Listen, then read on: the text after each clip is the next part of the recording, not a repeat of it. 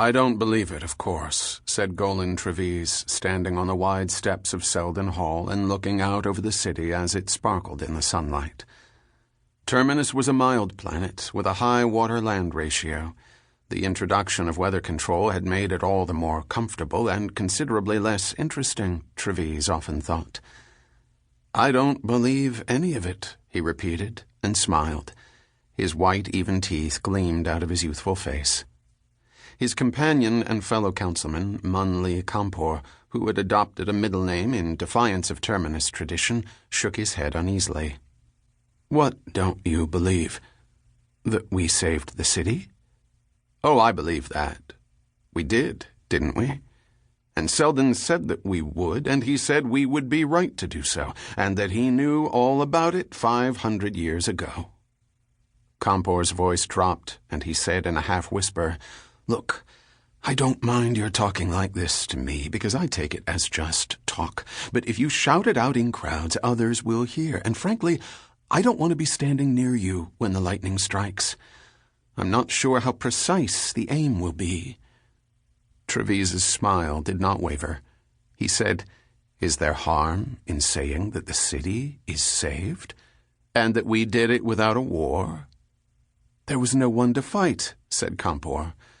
He had hair of a buttery yellow, eyes of a sky blue, and he always resisted the impulse to alter those unfashionable hues. "Have you never heard of civil war, Kampor?" said Treves. He was tall, his hair was black with a gentle wave to it, and he had a habit of walking with his thumbs hitched into the soft-fibered sash he always wore. "A civil war over the location of the capital?" The question was enough to bring on a Seldon crisis. It destroyed Hannes's political career. It put you and me into the council last election, and the issue hung. He twisted one hand slowly back and forth, like a balance coming to rest on the level. He paused on the steps, ignoring the other members of the government and the media, as well as the fashionable society types who had finagled an invitation to witness Seldon's return, or the return of his image, at any rate. All were walking down the stairs, talking, laughing, glorying in the correctness of everything, and basking in Seldon's approval. Treves stood still and let the crowd swirl past him. Kampor, having walked 2 steps ahead, paused. An invisible cord stretched between them. He said, "Aren't you coming?" "There's no hurry. They won't start the council meeting until Mayor Brano has reviewed the situation in her usual flat-footed, one-syllable-at-a-time way. I'm in no hurry to endure another ponderous speech.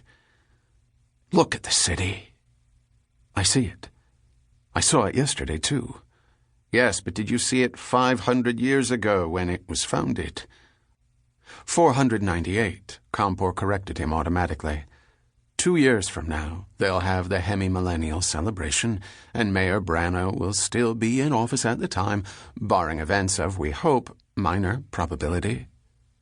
"We hope," said Treves dryly. But what was it like 500 years ago when it was founded? One city. One small city occupied by a group of men preparing an encyclopedia that was never finished. Of course it was finished.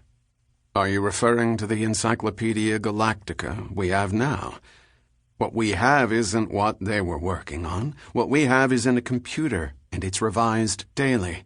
Have you ever looked at the uncompleted original? You mean in the Hardin Museum? The Salver Hardin Museum of Origins. Let's have the full name, please, since you're so careful about exact dates. Have you looked at it? No. Should I? No, it isn't worth it. But anyway, there they were, a group of encyclopedists forming the nucleus of a town, one small town in a world virtually without medals, circling a sun isolated from the rest of the galaxy, at the edge, the very edge. And now, 500 years later, we're a suburban world. The whole place is one big park with all the metal we want. We're at the center of everything now.